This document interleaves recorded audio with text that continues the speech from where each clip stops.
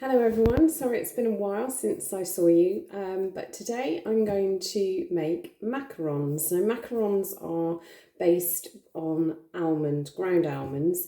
They cost an absolute fortune in the shops when you buy these very pretty little boxes with say 5 little macarons in. But when you see the ingredients in them, you'll think again. There are certain tips and tricks which I've learned from a lovely lady called Debbie who taught me how to make these on a day course, and once you've mastered them you won't look back. So they're incredibly pretty, but there are some definite little handy hints. So it's a bit like when you make a meringue. What you're going to start off with is making sure that everything you're going to use doesn't have any traces of grease on it. So what you want to do is to have your mixing bowl and just rinse it out with some boiling water. And you're also going to need a hand mixer. And I'm going to just run boiling water over the ends of these as well, just to make sure they're completely clean. I'm also just going to use a bit of kitchen roll to dry them off, because you never know with your tea towels as to whether or not you've got any traces of grease on there. So, oops, sorry about that. So that's going in there. Now the ingredients for your macarons, you are going to use 1 egg white, a medium egg. You want it to have been at room temperature, so don't keep your egg in the fridge for this. So room temperature egg that's been out for about 24 hours, absolutely perfect. And you're going to separate the egg white from the egg. So in here I've already done, oh, you're not going to be able to see that, but anyway, there's the egg white going into my clean bowl. And then just with a small pinch of salt, just table salt, because that helps the albumin in the egg come together. And then I'm going to whisk this until it gets to a point where it just looks like foam. So here we have I'm trying to show you, it's like a foam, but there's no liquid egg in there, but it's not a stiff peak at all at the moment. Now everything else is really simple. You need 40 grams of caster sugar, 40 grams of ground almonds, which you can pick up really cheaply in Poundland, and 40 grams of icing sugar. And what we're going to start off with is introducing the caster sugar to start with. So I'm going to put there's 40 grams there, I'm going to put about half of that into my frothy egg white and then mix it.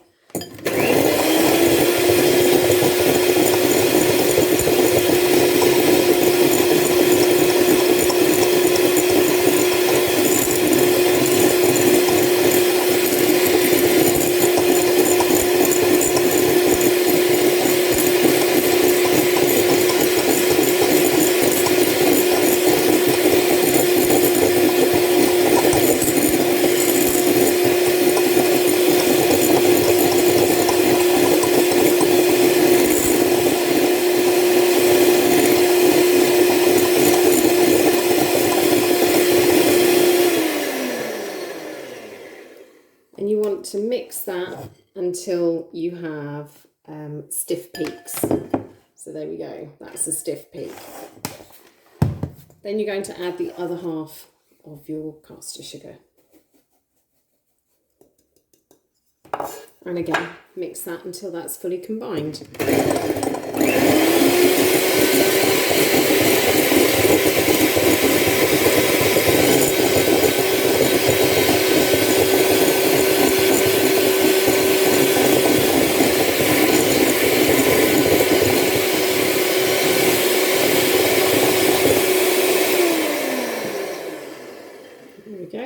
And we have our stiff peak mixture again. Now I'm going to make my macarons pink. So to colour them, you need to have like a gel paste food colour. So the ones in these tubes are quite good. The liquid ones that you get in the supermarkets, if they're not a gel, they won't work in your egg whites. So I'm just going to put a drop of that in now. I want these quite bright pink. It's quite hard to get really pale colours because of when they're cooking, sometimes the colour changes slightly, but so I'm going for quite, hopefully, bright pink ones. Anyway, so here we go again. I'm going to mix that in.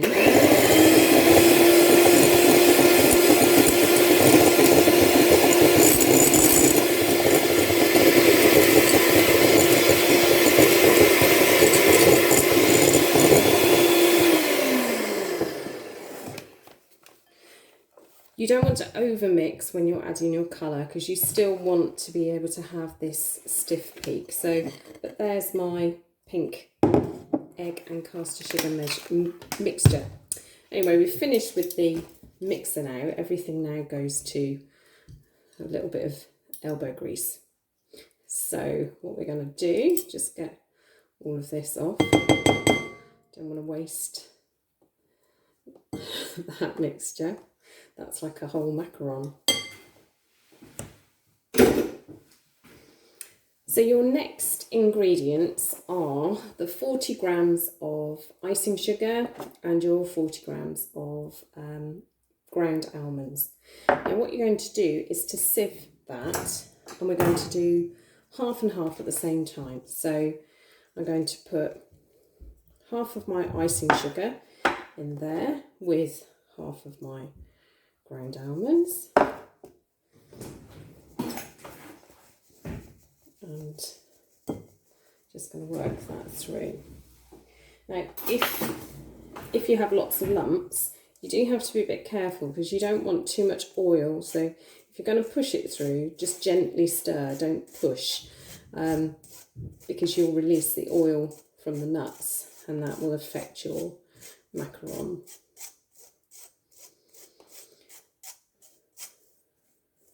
So just work that until you've got half of that mixture in.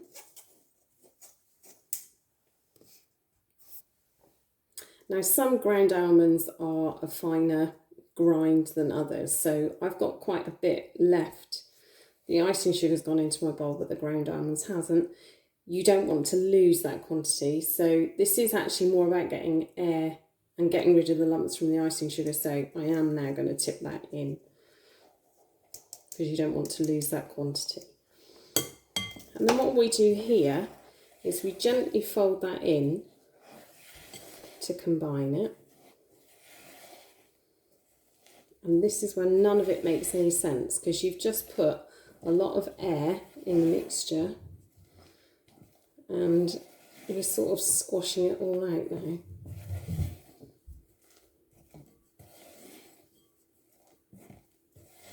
So I've folded that and that's combined in there, but it has, we no longer have that stiff peak. Then we're just going to combine in the other half, so the remainder of the ground almonds and the icing sugar.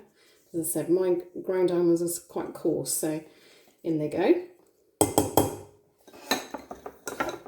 And then this is the final mix. So again, fold it to start with to get all the ingredients incorporated. And then this is where it all seems a bit strange. So you've had all this lovely air in your mixture. Just make sure everything's really nicely mixed in.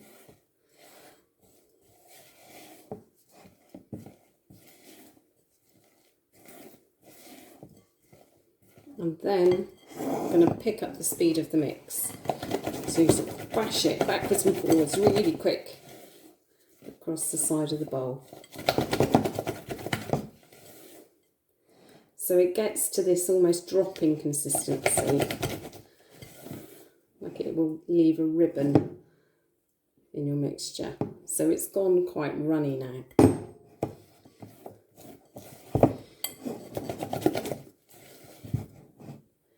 think that's possibly, yeah, it is a bit of a trial and error. You will probably have to make a few batches before you get happy with what you've got. So I'll move all that to one side. Then you need a piping bag. Now, I cheat and I've got these plastic ones. Handy hint, put it in a pint glass. You could make one out of paper, greaseproof paper.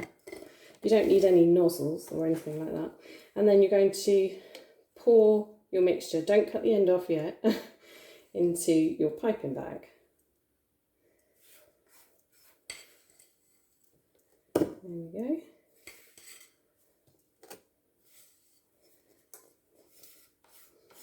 Get every last little scrap.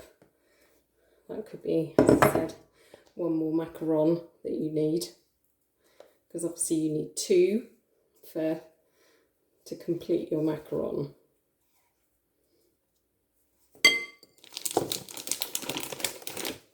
And then you can bring your bag.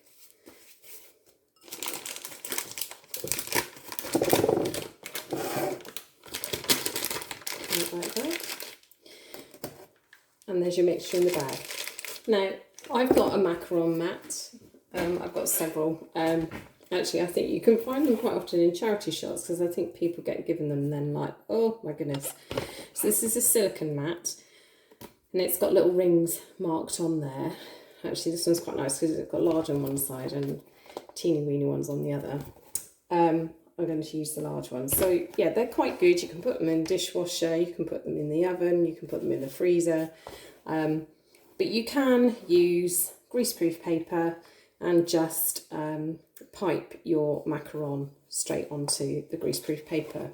But what you will want is to have this on a very flat tray.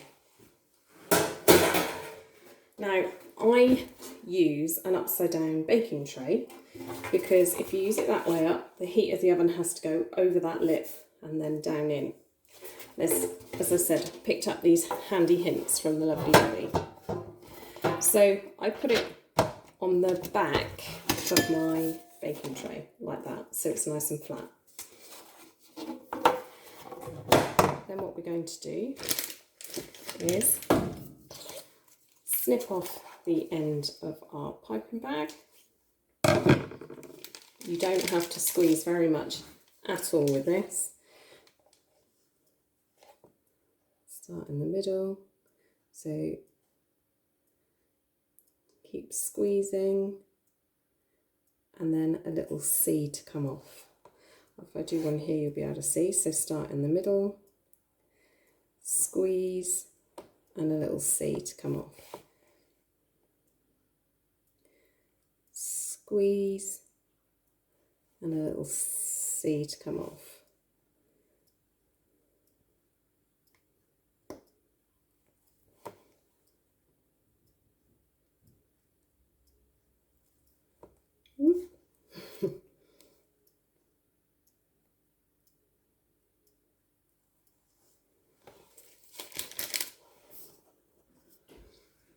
The next exciting bit, you can't do this quietly, is you have to drop your tray on your work surface just to get the air bubbles to come to the top. So, sorry, this is going to be noisy. You need to do it a few times.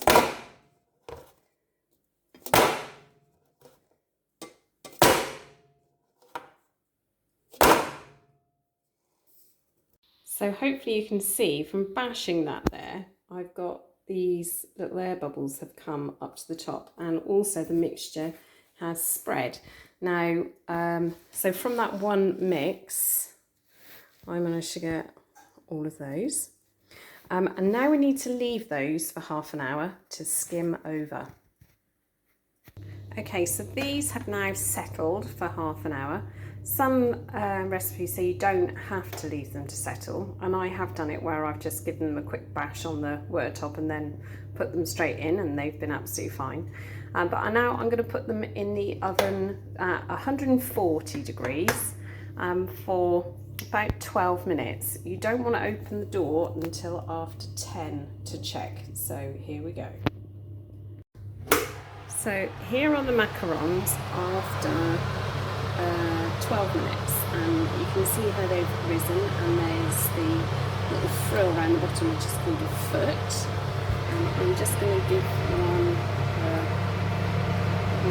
still a bit of a wiggle, so I'm just going to leave it for another minute. I'm going to shut the door. And we're going to leave these now to cool for 15 minutes, so don't be tempted to take them off the sheet while they're hot, but there's just a little bit of movement, but it's a nice firm top, and that, if I can get my finger there, that's called the foot, the nice frilly bit. So fingers crossed they're going to come off those mats and they'll be lovely. So here we go, I'm trying to get these off of the mat, and what you're aiming to do is to be able to just prise them off so that you have a near enough flat bottom. They've stuck a little bit there, but and then I'm going to leave those. So here we are, look, you have your mat. Hoping. If they're not cool enough, then they won't come off. So can you see there, I'm starting to leave a bit behind. So I'm going to leave that a little bit longer. Amazingly, that first one came off a treat. So this one is too. There we go. What's left a little bit behind. There you go. And then what you would do is make some buttercream or ganache or something like that. Put the really strong flavours in that buttercream, colour it up, and then you should be able to marry up two together and sandwich them, and there you have your macarons. Have a go. It's not as hard as it looks. Take care. Bye bye.